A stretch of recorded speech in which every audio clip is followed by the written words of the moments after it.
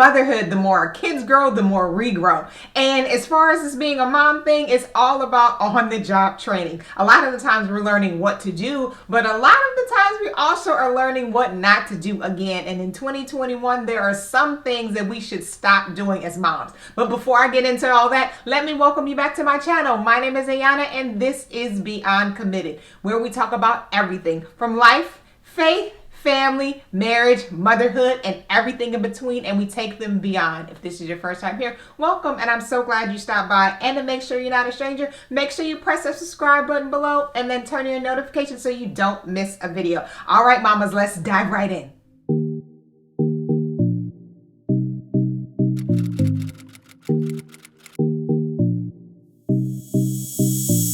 I don't know about you, but although this mom life is a lot of on-the-job training and a lot of taking, mommyhood 101, I often feel like we're on that repeat course. You know how you take 101 classes in college, and then in order to get to the next class, 201 or whatever, after that, you have to pass the first one. And although there are some courses in this mom life journey that we do pass, we don't always pass them with flying colors or perfectly. And when we do have to repeat those courses, it's so important that we remember those lessons learned. And over the last few years, I've learned 5 things that as moms we have to stop doing in order for us to not continue to repeat mommy 101.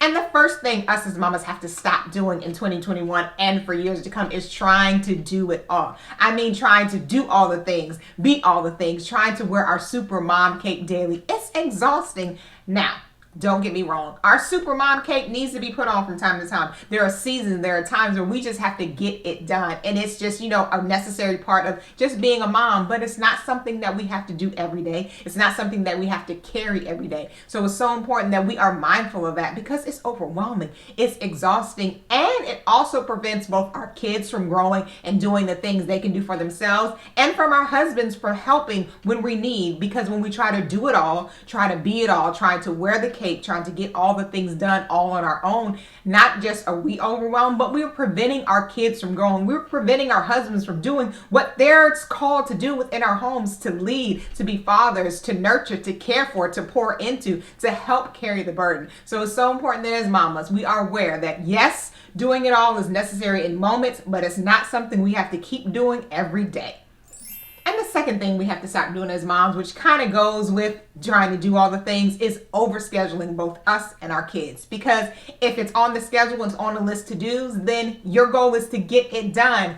But we also need space in our to-dos. We also need space in our schedules so that we're not overwhelmed, we're not exhausted, and we're not overwhelming and exhausting our kids. Because I know my girls are in a lot of things. They have a lot of interest. They want to do a lot of activities, but I have to truly look at what we have going on as a family, look at what they have individually, and then kind of see, okay, is that's what's best for us right now as a family, not just for them as an individual. Because as moms, especially if you have moms to more than one child, we have to make sure we can do all the things. No one can go to 3 different practices at one time if you're the only one taking them. So we have to just be mindful, not trying to make our kids miss something because their sibling is in something, but just being mindful that, okay, if we're overscheduling our kids, then they can be exhausted. They may not be getting the time they need to do their schoolwork, to do their, other coursework, to do all the extracurricular activities they want to do, to practice for the soccer or the softball or the karate or whatever they're in at the moment. It's so important that we're not overscheduling our kids and ourselves so that we have time to breathe and truly embrace the power of no.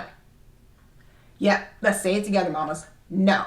No, we can't do that. No, we can't go there. And no, that's not the best thing for our family right now. And it can be a little scary, I know, at times to just say no to something because you want it to, everybody to be happy and you want your kids to be involved in things and you want to just to be a part of things. But saying no to some things allows you to get the space and the time in your schedule, in your routine, in your days for you to rest and be still, and for your kids to get the rest and stillness that they need as well.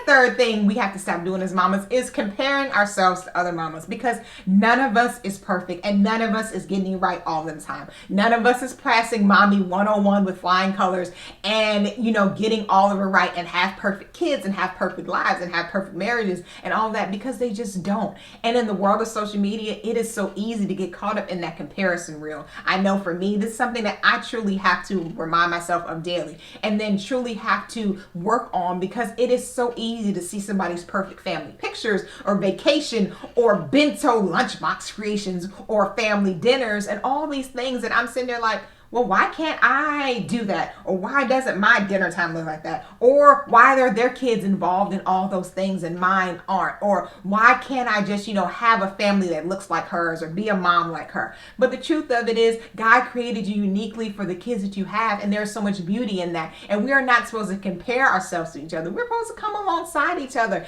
and be in this thing together, because it definitely takes a village, and we need a village of other mamas who are just in the thing with us together, who are trying their best, who are, repeating the mommy 101 courses when necessary, but also, going to the next level and being able to help us along on the way, because there's so many tips and tricks and just encouragement that you can get in the community of the mamas. But in order to do that, we can't be caught up in comparing ourselves to them at the same time. And the fourth thing us as mamas have to stop doing, what kind of goes with comparing ourselves, is comparing our kids to other kids or to each other. And this is something that I also have to remind myself of often. As a mom of 3 and they're all girls, it is so easy for me to say, okay, well, why can't you be like your sister? Or why can't you do this like her? Or she didn't do that, why are you doing it? Or didn't you see her mess up in that? Why can't you just learn her lesson? And that is something that I have to often cause myself to pause. It is thoughts that I have that I'm grateful that over time God has kind of, shut my mouth in those moments to where they don't come out, but it's a thought I'm having. So I have to work on that, because as mamas, it can be so easy not just to compare ourselves, but to compare our kids to other kids. And just like God created us uniquely, God created our kids uniquely as well. So there's certain gifts and talents that they have that we have to encourage, and there's different lessons that they have to learn along the way, and there's some classes that they'll have to repeat as well. But we have to encourage them along the way and not looking for them to be like or do like someone else.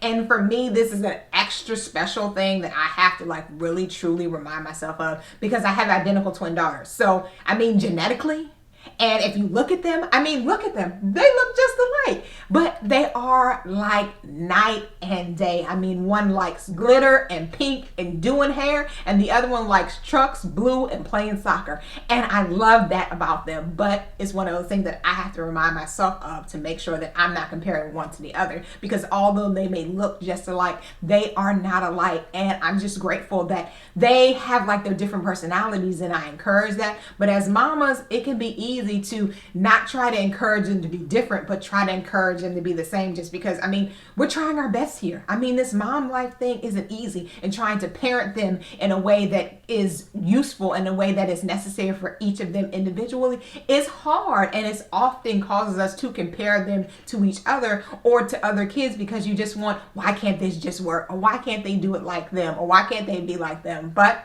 in this mom life journey, it's so important that we are not comparing ourselves or our kids to anyone else. And the fifth thing that we have to stop doing as moms is overlooking the present. Now, I know there are some seasons, there are some things that we just want to move past. We want to turn the page on, kind of like 2020. It was like, okay, it's a lot going on in there. I just want to turn the page. But just like there were some good life lessons learned in 2020, there are also some good life lessons and some blessings whatever season you're in, even the hard ones, especially the newborn season. That can be daunting, and it can be overwhelming. It's I just want to sleep. I just want them to sleep. And I remember when my twins were newborns, I was like, Lord, just get me past this. Just get me to the next day. And I had those prayers literally almost daily. But in the moment, I had other people reminding me that, okay, yes, you want to get past this, but this season will never be again. So it's so important that we embrace the present, because when we look back at all the years past and all the things we've done, there are so many blessings that we could have enjoyed in that season if we just took a pause to truly just look at where we are, to truly embrace the present and the blessings that are there, while still encouraging ourselves and moving forward to the next. All right, mamas, that's it for today. And I want to know, what is one thing that you have to stop doing as a mama? Let me know in the comment box below. And if you like this video, make sure you give it a thumbs up, and then make sure you press the subscribe button and turn your notifications so you don't miss a video. All right, now, until I see you again, bye.